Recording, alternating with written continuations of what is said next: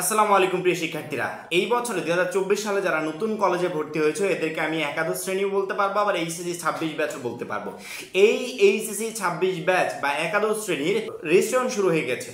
আশা করি এই নিউজটা সবাই পেয়ে গেছো যে একাদশ শ্রেণীর রেজিস্ট্রেশন শুরু হয়ে গেছে। শুরুর তারিখ এবং কবে শেষ হবে এরকম একটা ডেট প্রকাশ করা হয়েছে, এবং এই রেজিস্ট্রেশন বিষয়ক বড়সড় একটা নোটিশ প্রকাশ করেছে শিক্ষা বোর্ডের ওয়েবসাইটে গেলে এই মুহূর্তে বড়সড় একটা নোটিশ দেখা যাবে। এই মুহূর্তে স্ক্রিনে যে নোটিশটা দেখতে পাচ্ছ এটাই হচ্ছে সেই নোটিশ, যে নোটিশটা শিক্ষা বোর্ডের ওয়েবসাইটে প্রকাশ করা হয়েছে। এই নোটিশের পর থেকে শিক্ষার্থীদের প্রশ্ন, এখন আমাদের করণীয় কি? রেজিস্ট্রেশন করার জন্য তো নোটিশ প্রকাশ হলো, এখন আমরা কি করব বা আমাদের কিছু করার আছে কিনা। মূলত আজকের ভিডিওটা এই জন্যই যে তোমাদের কিছু করার আছে কিনা, এবং প্রত্যেকটা শিক্ষার্থীকে বলি এইচএসসি 24-এর সকল বই যদি তোমার হাতে থাকা স্মার্টফোনে রাখতে চাও এখনই প্লে স্টোরে যাবে। প্লে স্টোরে গিয়ে এইচএসসি বুক 2024 লিখে সার্চ দিলে এই যে মার্ক করা যে অ্যাপসটা দেখতে পাচ্ছ, লাল মার্ক করে রেখেছি, এই অ্যাপসটাকে ইনস্টল করবে। এখানে তোমাদের কলেজের সকল বই এখানে দেওয়া আছে। তুমি চাইলে সহজেই তোমার পিডিএফটা ডাউনলোড করে নিতে পারো, যে কোনো বই ডাউনলোড করে নিয়ে তোমার মোবাইল ফোনে বইটা রেখে দিতে পারো। আমি ভিডিও ডেসক্রিপশনে লিংক দিয়ে রাখবো, চাইলে লিংকে ক্লিক করে অ্যাপসটা ডাউনলোড করে নিতে পারবে। ঠিক আছে, রেজিস্ট্রেশনের যে ডেটটা দেওয়া হয়েছে বা যে নোটিশটা প্রকাশ পেয়েছে, এই নোটিশটা প্রকাশের পর থেকে শিক্ষার্থীরা প্রশ্ন করছে, ভাই এখন আমাদের করণীয় কি? আমরা তো বুঝতে পারছি না। কারণ কি, রেজিস্ট্রেশন অবশ্যই গুরুত্বপূর্ণ একটা বিষয়। এখানে যদি কিছু করার থাকে এবং আমরা যদি না করি সেক্ষেত্রে পরবর্তীতে প্রবলেম হবে কিনা। প্রথমত, কেউ যদি নোটিশটাকে প্রথম থেকে শেষ পর্যন্ত সুন্দরভাবে গুছিয়ে পড়ে তাহলে সে পুরো নোটিশটা পড়ে একটা জিনিস বুঝতে পারবে। যেহেতু আমি পড়েছি আমি বলি, এই নোটিশের একটা জায়গাও বলা হয় নাই যে একটা শিক্ষার্থীকে এই বিষয়টা করতে হবে, ওইটা করতে হবে, সেইটা করতে হবে না। এই নোটিশে প্রত্যেকটা কথা বলা হয়েছে যে কলেজ কর্তৃপক্ষকে এইটা করতে হবে, কলেজ কর্তৃপক্ষকে ওইটা করতে হবে।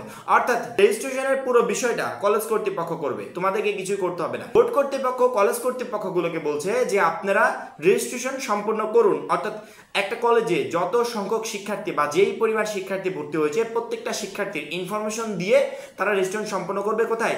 বোর্ডের ওয়েবসাইটে। ঠিক আছে, এটা পুরোপুরি কলেজ কর্তৃপক্ষকে করতে হবে, তোমাদের কিছু করার এখানে নেই বা কিছু করতে হবে না। যদি কলেজ কর্তৃপক্ষ তোমাদের কাছ থেকে ইনফরমেশন চায় কোনো কিছু, যে আমরা আসলে এই ইনফরমেশনটা সাবমিট করবো, এটা আমাদের কাছে নেই, তোমরা এই ইনফরমেশনটা দাও, সেটা কলেজের ব্যক্তিগত বিষয়। তবে রেজিস্ট্রেশনের অনলাইন যে কার্যক্রম, এই অনলাইন কার্যক্রমে তোমাকে কিছু করতে হবে না, সম্পূর্ণ করবে কলেজ কর্তৃপক্ষ। যখনই রেজিস্ট্রেশন সম্পন্ন হবে, তুমি তো এখন নতুন কলেজে ভর্তি হয়েছো, একটা কলেজে তুমি স্টুডেন্ট, তোমার এই কলেজে রেজিস্ট্রেশনটা এখনো সম্পন্ন হয় নাই। যখনই তোমার কলেজের রেজিস্ট্রেশনটা বোর্ডে গিয়ে সম্পূর্ণ হবে তখন বোর্ডে তোমার A to Z ইনফরমেশন বোর্ডের কাছে থাকবে। সাপোজ ধরো কয়েকদিন পর তুমি উপবৃত্তির জন্য আবেদন করলে, তখন বোর্ড একটা যাচাই বাছাই করবে, কলেজ কর্তৃপক্ষ তো যাচাই বাছাই করবে, বোর্ড একটা যাচাই বাছাই করবে। তখন বোর্ড দেখবে তুমি আসলে কোনো কলেজের স্টুডেন্ট কিনা, বোর্ডের কাছে ইনফরমেশনগুলো আছে। সাপোজ ধরো তুমি টিসির জন্য অ্যাপ্লাই করেছো, এখন টিসির অ্যাপ্লাই করলে অ্যাপ্লিকেশনটা কোথায় যাবে? বোর্ডে যাবে। বোর্ড দেখবে যে তুমি আসলে কলেজের স্টুডেন্ট কিনা, কারণ কি বোর্ডের কাছে অলরেডি তোমার তথ্যগুলো আছে। রেজিস্ট্রেশন করলে তোমার ইনফরমেশনগুলো বোর্ডের কাছে অটোমেটিক্যালি চলে যাবে। এটা হচ্ছে মূল বিষয়বস্তুটা। রেজিস্ট্রেশনে যে নোটিশটা প্রকাশ হয়েছে, এখানে তোমার অনলাইন কার্যক্রম কোনো কিছু করার নাই। কলেজ কর্তৃপক্ষ তোমার কাছে যদি কোনো ইনফরমেশন চাই, কোনো কাগজপত্র চাই, তাহলে সেটা তুমি কলেজকে দিবে। অনলাইন কার্যক্রম কোনো করার কিছু নাই। নোটিশটা পুরোপুরি কলেজের জন্য প্রকাশ হয়েছে।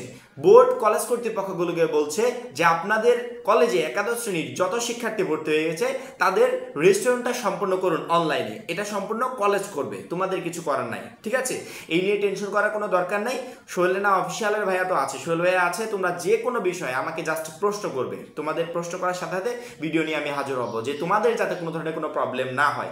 আমরা সব সময় ওয়েবসাইটগুলোর উপর নজর রাখি, যখনই একটা নোটিশ প্রকাশ পাবে তৎক্ষণাৎ ভিডিওর মাধ্যমে তোমাদের সামনে হাজির হব। এখন এই পর্যন্তই, পরবর্তী ভিডিওর জন্য অপেক্ষা করবে। সবাই ভালো থাকবে, সুস্থ থাকবে, আল্লাহ হাফেজ।